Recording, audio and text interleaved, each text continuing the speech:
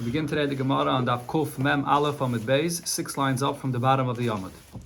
So the Gemara here is discussing what it said in the Mishnah. If a person says regarding his wife that's expecting a baby, that if she'll have a boy, then the boy will get 100 mana, or 100 zuz, that's a mana. If my wife gives birth to a girl, 200 zuz, 2 mana. So the question here the Gemara is discussing is, Rav Huna says that hamazak l'uber loikana. You can't give a gift to someone that doesn't exist in the world yet. So how can you give a gift to the baby that's unborn? What's the Mishnah mean? Because of this question, Rav Huna said to Rav Nachman, I don't know who the Tana of our Mishnah is. We don't paskin like a Mishnah because we don't know of any Tana that holds this way. So the Gemara here is going through different options of how it would be possible to explain what the Mishnah means and according to who the Mishnah would go.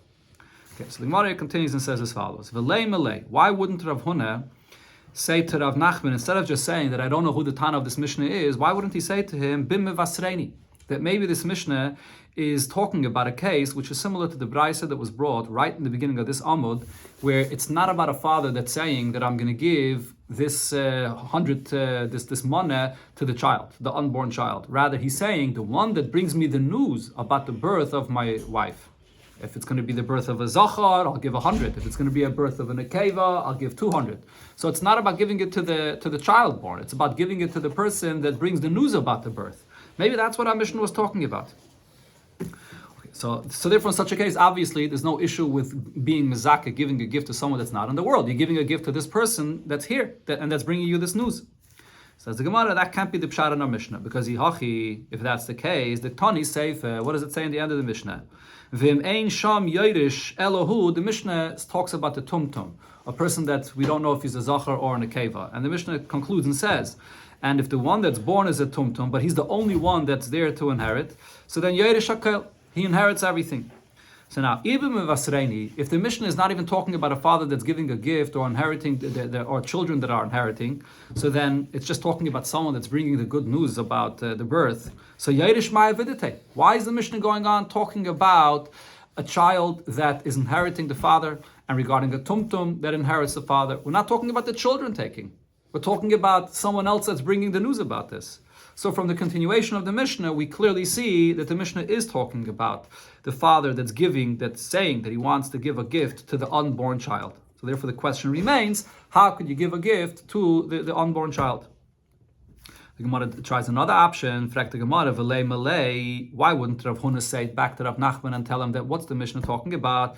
B'shei yolda. When the father said this, that if it's going to be a zachar or an akeva, his wife gave birth already. He just didn't know whether it was a zachar or a nekeva at that point when he was saying it. But the Mishnah is not talking about a father that's saying that he's giving the gift to the unborn child before he was born.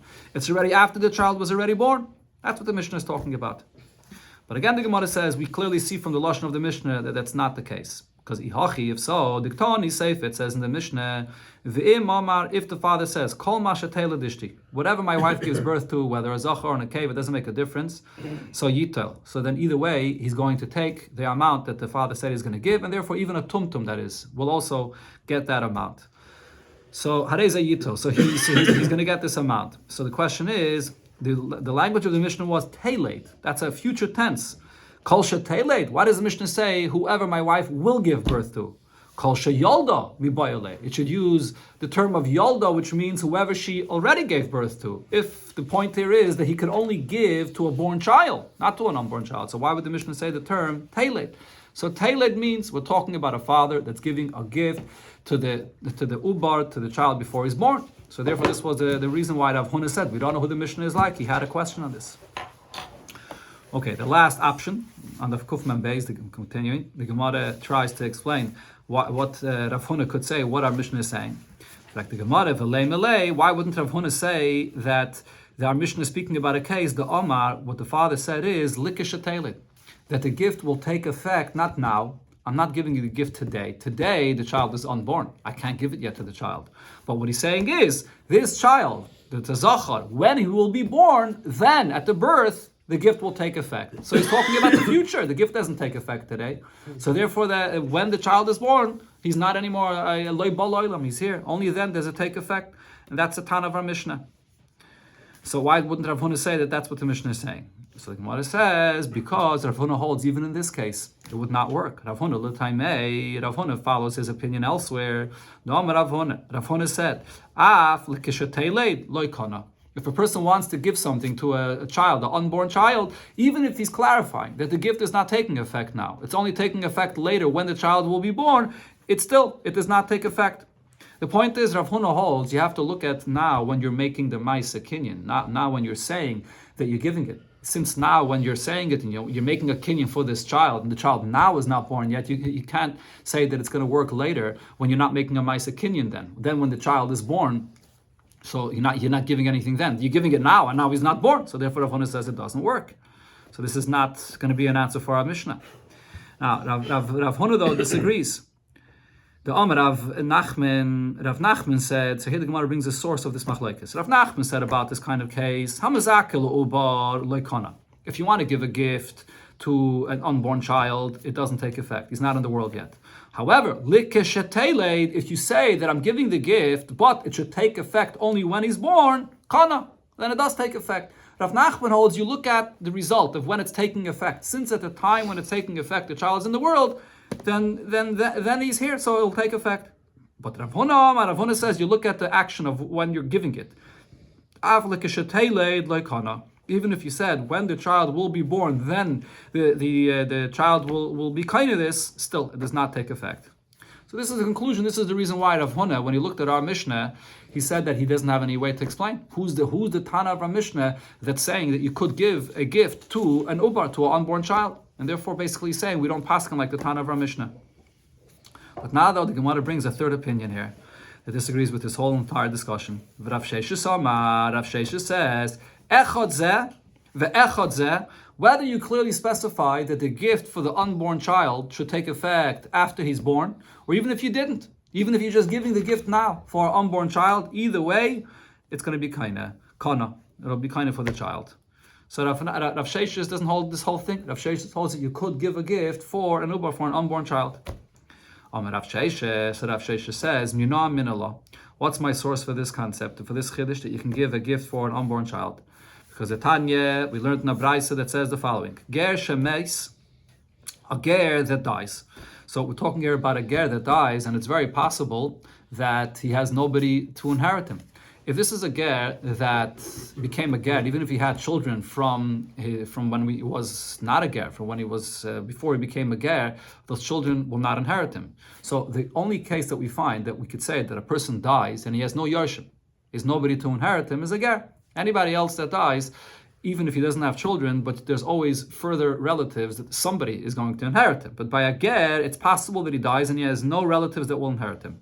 So what happened? Ubizbezu Yisrael Nechasav. Yidden came and squandered and went and took and wanted to get the ownership, possession of his properties, which are now hefker.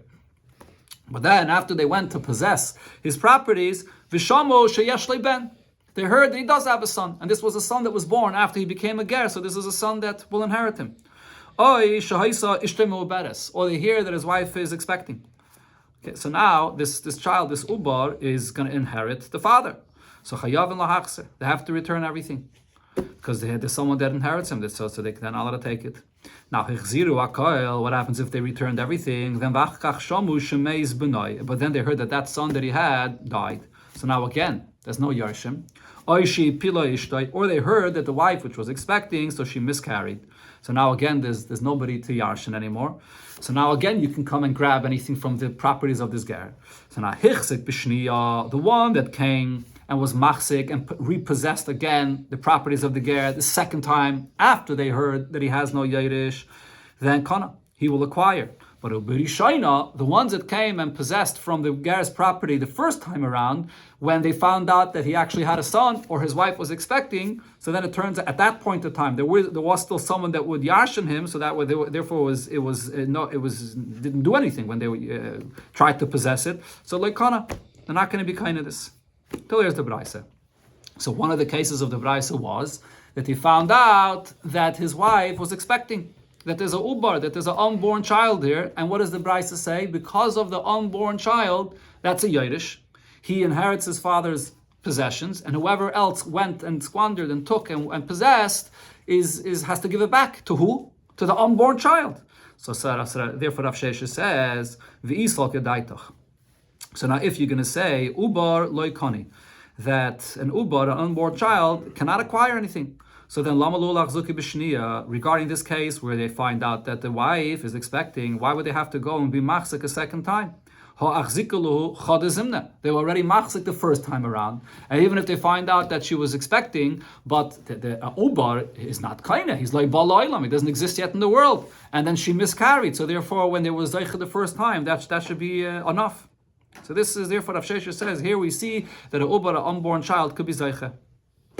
So the Gemara gives two answers to say why this is not a proof. Omar Abaye, so Abaye says, and this is a svara the Gemara already said in Kuf Mem Aleph, Yerusha haba me'elea shani. When it comes to inheriting, which is not something where you're giving a gift to someone, but it's inheritance is an automatic thing that the child takes the place of the father.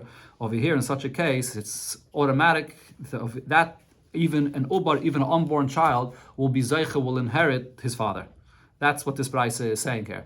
But what Rav Sheshes was saying, that a father can give a gift to an unborn child, which is not an automatic thing, that's not true. There's no raya here from this brayse. You can't compare. Rava says a different answer. Shani Hossam, that case is different. That when it says that when they were zeicha the first time in the properties of this ger, that it's not effective. The reason is because the rapuye merapyam biyadayu. Because even when they were zeicha the first time, they didn't make a proper investigation whether this ger has a relative or not.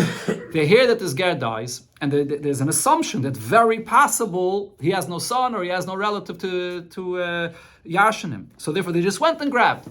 Just maybe we'll be able to keep it. And then later they find out, he has a son. So even when they were zeicha the first time, it wasn't a proper possession of the property because the kinyan that they did was not with the das to really be zeicha. They would just be grabbing it because maybe later we're going to find out that what we're doing is right. So because they themselves make kara, they did not think that this is really a kinyan, that's why it doesn't take effect. Even though in the case of the ubar, it turns out that there was nobody there to be zeicha because the ubar is not zeicha. But mitzad their das, because what they were thinking when they were zeicha, they didn't think that they're doing a ma'isa kinyan, so therefore it does not take effect. That's Rava's answer why this is not a raya for what Rav Sheshes said. Says the Gemara, Mai benayu. What is the difference here between these two opinions of Abaye and Rava as it relates to this case? And obviously, the difference between them would be regarding this concept whether you can give a gift to a child that's not here in the world. But the two answers over here, Abaye says only by a Yerusha haba me'elea. Okay, but the Gemara wants to know what would be the practical difference over here regarding this case that this brayse is talking about. Says the Gemara, Ike benayo, the difference between them is Shishamu boy shemes. What happens if we know that the first time when they came to be zeiche in this ger's properties, they heard that he died. They heard that the son, that they heard that if he had a son, that the son died, but the truth is that he did not die. But when they were zeiche in the ger's properties the first time, they did make some investigation in the matter, and they heard that he has no one to inherit him, and if he had a son, the son died. So when they came and was zeicha the first time, as far as their attitude to this is concerned, they came with the full awareness that the son died, and therefore they wanted to be zeicha in it. But really, v'loi meis. But they made a mistake. Really, he did not die yet. And v'achakach meis. And then later, actually, he did die. So according to Rava's answer will not apply here. You can't say that in this case, when they were zeicha, it was merafyan. They weren't really thinking to be zeicha because they did not really make an investigation in the matter. No, they actually thought that the son died, and therefore, according to Rava, the first time they made this kinyan, it will take effect.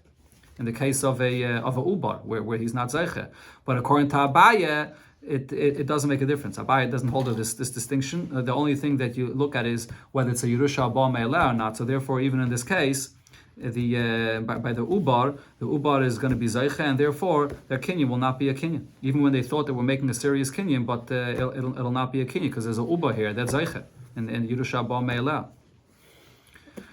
Okay, now the Gemara tries to bring another source for Rav Sheshes' chiddush. Again, what's the chiddush of Rav Sheshes? That even an ubar, you can give a gift to an unborn child.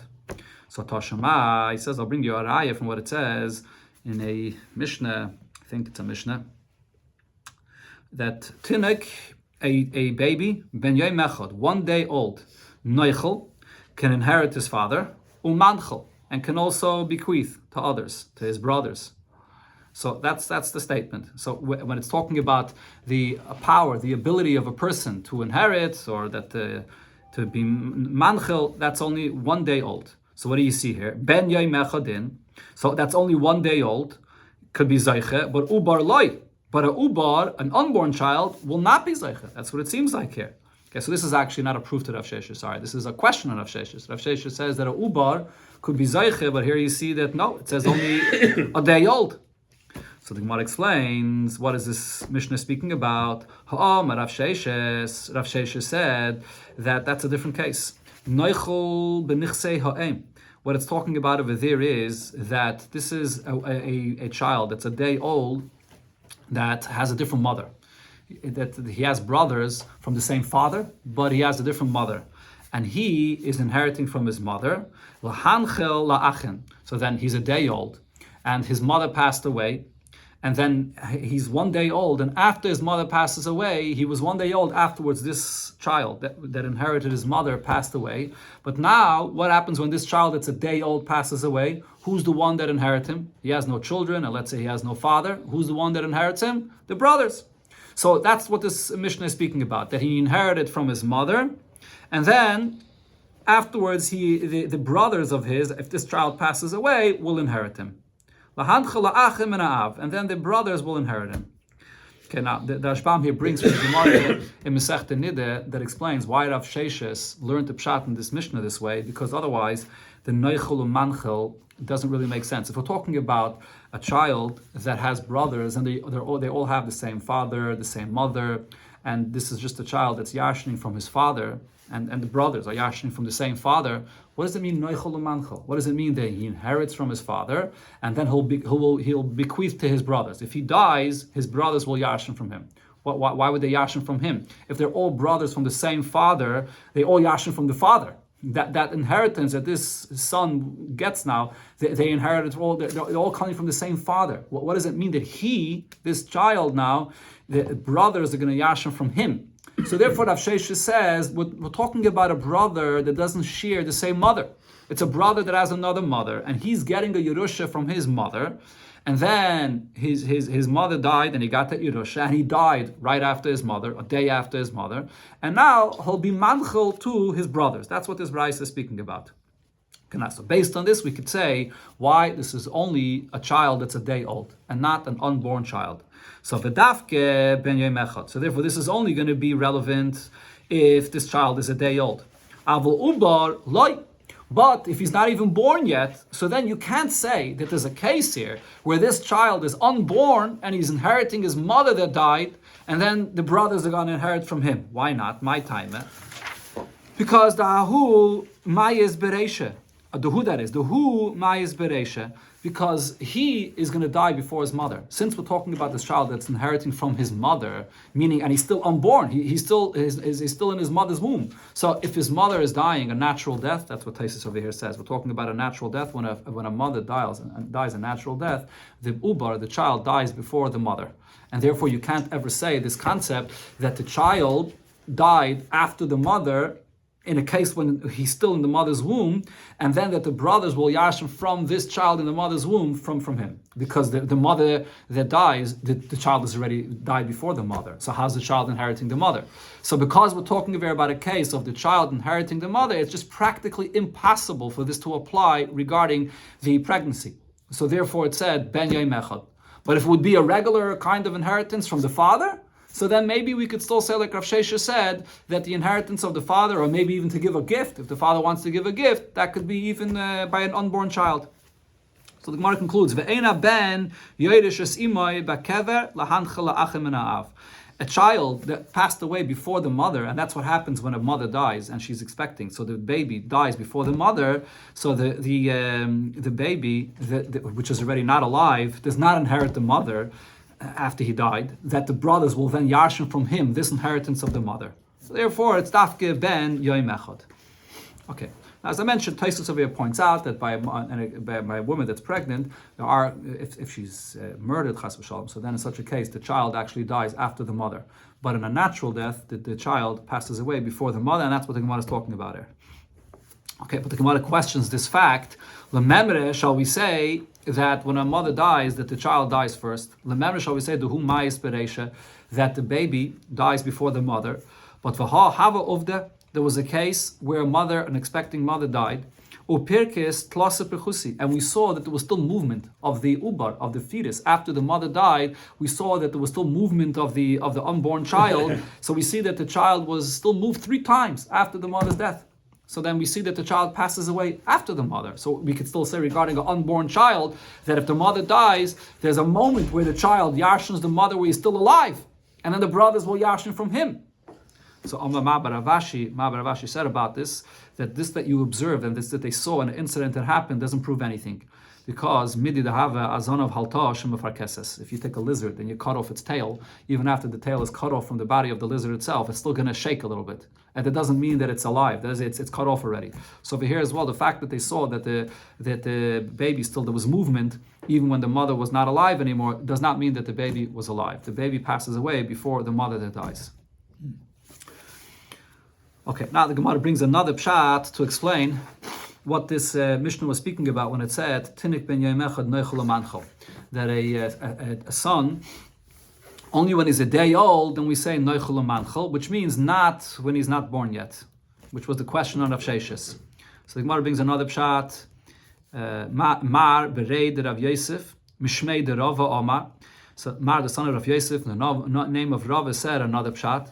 That Mishnah is saying something else. Loimar, it's coming to say Shemimayit b'chelik b'chayra, that a son which is a day old, he will minimize the portion, the double portion that a b'chayr gets, and that's v'dafke ben yemechad, and that's only the child when he's a day old.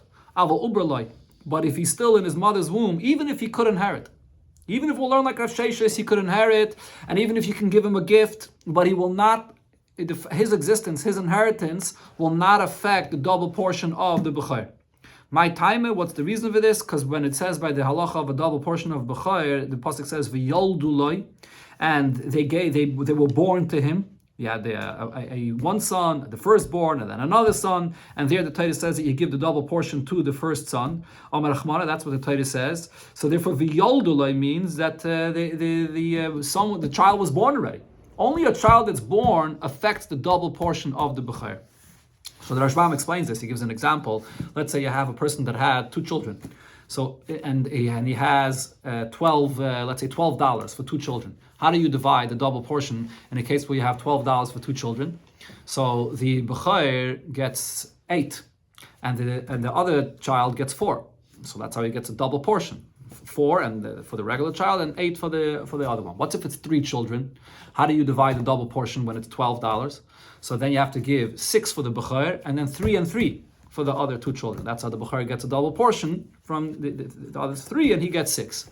So over here, when it says the b'chayr ben yoimechel, what it's saying is that if this child was born already and is a day old, so then he's a 3rd child here, and therefore the b'chayr is going to get only 6, and the other 2 are going to get 3 and 3. But if he's not born yet, so then even though he gets a Yerusha, but he's not going to affect the Yerusha of the B'chayr, and therefore you're going to have to divide it differently. He's going to get a Yerusha, but the Yerusha of the B'chayr is going to remain 8. And then afterwards, the Yerusha of this child, he is going to get a Yerusha, but it doesn't change the double portion. It doesn't affect the double portion of what the B'chayr is supposed to get, which is 8. Okay, that's the pshat of here again. Yeah, this is another answer for what it means when it says that he's Noichel U'Manchel, that it's talking about how he would affect the Yerusha of the brothers regarding the double portion of the B'chayr. The Gemara brings another Amayra that also said the same halacha regarding this the child that's not born, that he doesn't affect the double portion of the B'chayr. The drasha of V'yoldu. Second, where am I over here? The Amamar, because the master said the Amamar is Brei Rav Yosef Mishmei de Rav. This drasha that Ben Shemeilad La'acha Misas Aviv, a child that's born after the father passed away. So at the time of when the father passed away, then he was still unborn, so he doesn't affect the double portion of the b'chayr. My time, v'yoldoloi am rachmana, the pasuk we just quoted, v'yoldoloi, only if the ones that are born will affect the double portion of the b'chayr. and he's not born yet. Now, the Gemara brings another source for this halacha. V'suda masno hachi. In Suda, they brought the source that we just brought from the pasuk v'yaldu. But b'pumpadise masno hachi. In Pumpadise, they brought that the same Amayre, he had a different source from a different pasuk for this halacha. A bechor that was born after the father passed away. So the bechor does not take a double portion. So over here, we're actually talking about the bechor himself. Right, so this is a little bit of a different halacha. That the bechor that's born after the father passes away, so he does not get a double portion. Why not? My time, because yakir, Omer Achmana. When the Torah speaks about the bechor, the Torah says that lashon of yakir. We had already before in the Gemara about this. Ki es a bechor ben asnu yakir losses like pishnayim. It has to be recognized that you give him a double portion. So what do we learn out from this word yakir? That he has to be someone that's alive, that he's born, that he's recognized, that the father saw him before he died. And v'halesa, over here, if he wasn't born before the father died, the father never saw his bechor. And in such a case, he doesn't get v'halesa, the yakir. He's not here that the father should recognize him. And the Rashbam says that's only if he wasn't born yet. What happens if a bechor was born, but the father never got to see his bechor and he passed away? So he, even if he was born, but the father didn't see him. So the Rashbam says, but he was right to see him, like we find in other cases. As long as he was born, so then he's going to get the double portion. Okay, now the Gemara says, V'hilchase, what's the halacha regarding everything we're discussing here? V'hilchase k'chol hani lishni the amamah bered Rav Yosef mishmei derave. The halacha is like what we brought here in the Ma'abered Rav Yosef, the name of Rave, regarding the bechor, both regarding the bechor himself, that if he wasn't born yet, when the father dies, he doesn't get the double portion. And also regarding us, another brother, that if he wasn't born yet, he will not affect the portion of the bechor, the double portion of the bechor. Now going back to the main discussion that the Gemara had before, what was the main discussion? Whether you can give a gift to an ubar or not. So Amar Rabbi Yitzchak, Amar Rabbi Yechanan. Rabbi Yitzchak said in the name of Rabbi Yechanan, Hamezake leubar, if you want to give a gift to an unborn child, loy kana, he's not going to be kaina. Now, here he comes back to the question of our Mishnah. V'im tayim, our Mishnah saying, if you'll ask a question that in our Mishnah it speaks about a father that says that he's giving money to an unborn child. So the answer is, Hoyel, v'daita shalodam, kroive etzel b'nai. When it comes to a father that's giving a gift to a child, because he has a special relation, a special connection to his child, it will take effect. The kinyan will take effect. There's a big discussion in Mefarshim about this, how exactly it takes effect. If the problem here is he's loy bal oilam, he doesn't exist in the world, how exactly does it take effect? So some say that it's a takana, that because the father has a special closeness to him, so even though be'emes he's not kaina, he can't be kaina if he doesn't exist in the world yet, but nevertheless, Chachamim said that he should be zayche, even though really, technically, legally, he should not be zayche. Others say that what the Gemara is saying here only applies by a matana of a shchiv meira, where he's about to die, where there Chachamim gave special power to a father to give even without a proper kinyan. So then that's what it's saying over here. If a father wants to give to a child, it's only as a shchiv meira. Okay, but this is the way he resolves our Mishnah. But by a son, by a person's own son, it's different. Amalei Shmuel Rav Chana Bagad Toho. So Shmuel said to Rav Chana that came from Baghdad, Puk, go out, Aisli Be'asara. I want you to bring me 10 people. So it should be in a tzibur, that everyone should hear this. And Vamalach Ba'apayo, and I want to tell you in front of all of them that they should know the halacha, Hamezake L'ubar, a person that wants to give a gift to an unborn child, not even his own child, Kana, the ubar will be kaina. But the Gemara says, V'hilcha said, the halacha is like we said before, Hamezake L'ubar loy kana. If you're giving a gift to an unborn child, he will not be kaina, but that's only if it's not your child. As the Gemara said before, but if it's your own child, then a person could give a gift to the ubar. Okay, so that's the conclusion of this whole discussion about giving a gift to an ubar. Now the Gemara begins with the new Indian, a story that Hahu, the Amar ledebisu, a person said to his wife, Nechasai lebni deyehevi lihiminach, that my property should go, I'm giving it as a gift to this son that will be born from you. Now here, the case here is when his wife is not even expecting it. And he's telling her that if you're going to have a baby, then I'm giving my properties as a gift to this child. So now what happened? Asa berek shisha. Now an older son that was born from a different mother comes and also wants Amalei, and he says to this father, Hahu Gavre, and that individual, referring to himself, my Tavi Alei, what's going to be about him? You're only giving to the son of your other wife. If she has a son, what's going to be with me? Am I going to get any special gift from you? So Amalei. So the father said the following expression: Zil kni kechad mibra. Go and you'll be kaina just like one of the children that will be born from that I just said from my wife that will be born. You should also be kaina like him. Okay, so now what's the halach in such a case? There's two shilas. Number one, could a father say to his wife that a child that will be born will be kaina if she's not even expecting yet, b'chlal? And then there's the shaila regarding the older son that is here, and the father said you should be zeicha like that child. Will he be zeicha? Says the Gemara as follows: Hanach vade loikonu. Any children that are born from this wife that he's speaking to that's not even expecting yet, they're definitely not kaina. Da'akati lesno, because they're not even here yet, and the mother's not even expecting anything yet. But now the question is regarding this child that's here, that's born. Is chulak letalia b'mokim benaya? Does this Talia, this young man that's born here, that came and said that I also want a portion, and the father said that you should have a gift, you should also get a gift just like the other children that are going to be born from this mother. So does he have a portion b'mokim benaya in the place of the other children? Meaning besides the regular inheritance.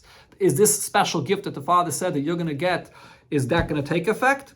Because he is here in the world. He's here, so even if it can't take effect for the children that would be born from this wife that's not even expecting yet, but for him, he's here, so maybe he will be zeicha.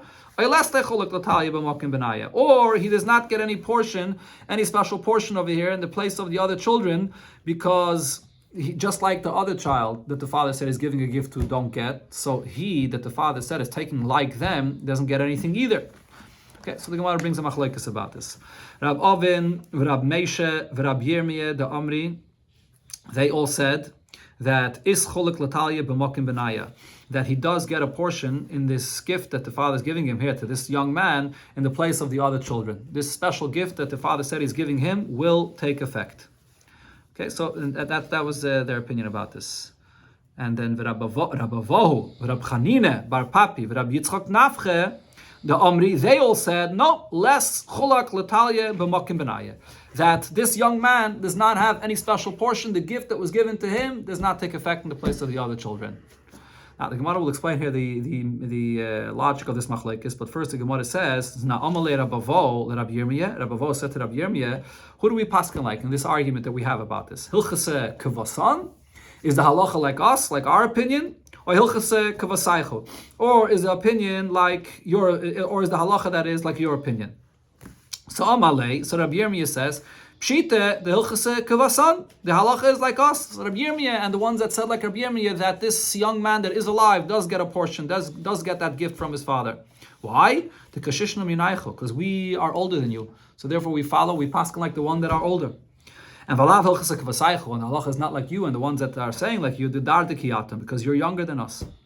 Amalei, so Rabavo says, Midi B'Kshishusa Talia Milsa, when you come to Paskana Halacha, you look at who's older or who's younger. That's not what it depends on. The time at Talia Milsa, you have to look at the reasoning, who's right, who's more right in the logic of it.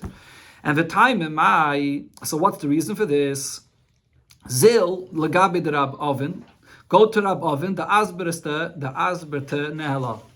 That explained it to us, and v'karkish bei reishe bei medrasha, and he nodded his head to us in the bismedrish that we are right. He agreed to our opinion, even though we were younger, but he agreed to our opinion.